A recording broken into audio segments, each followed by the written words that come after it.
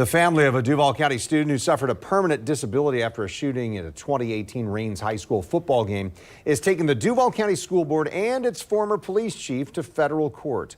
Lawyers for Kayala Wright argue that a recently released grand jury report accusing former Duval School Police Chief of failing to report crimes only strengthens their case. Tark is joining us now with more on what's happening here. Well, 19-year-old Joe Rod Adams died that November night. Another 17-year-old boy was also wounded, along with 16-year-old Kalea Wright, who blames the Duval County School Board and former chief. The family alleges the former school police chief Michael Edwards' actions could have prevented the shooting. We spoke with a former Duval County school police officer and someone who was at the game, both who say law enforcement should have done more. Pandemonium. People just started running. Somebody got shot in the face? Up there. Up there. When they were shooting.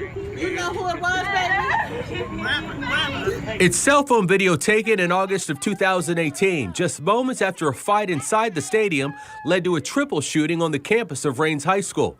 Andre Ellis shot the video, and while he's not associated with the case or the lawsuit, he says in his opinion, Duval school police officers that night struggled to maintain the peace. I'm a former police officer myself, so we always have to be proactive and not reactive. And I think in that moment, unfortunately, it was more of a reaction. According to an amended federal lawsuit filed by the family of 16-year-old Kalea Wright, lawyers say former Duval School Board Police Chief Michael Edwards could have intervened more in the moments leading up to the shooting, alleging that in the stands during the game, Joe Rod Adams and Robert Howard got into a fight, and both were ejected from the stadium by Duval School Police.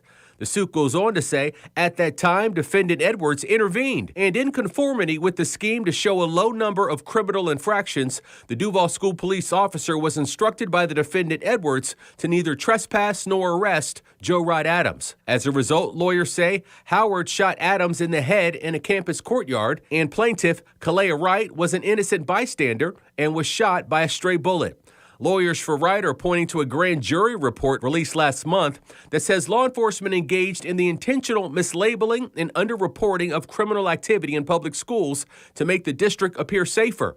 News4JAX spoke by phone to former Duval School Police Officer John Hardin, who's named in the lawsuit and worked under former Chief Edwards. He says it was common for the chief to downplay students' crimes. But it was a leadership issue, I believe.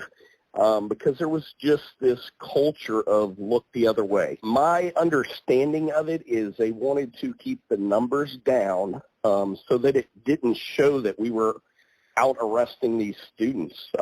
I think it painted an appearance of these schools being much safer than they really were. The family of Kalea Wright alleges in the lawsuit that the shooting was gang-related, and police should have known about that and done more to protect people on the school's campus. The school district nor Michael Edwards' lawyers have commented about this federal lawsuit.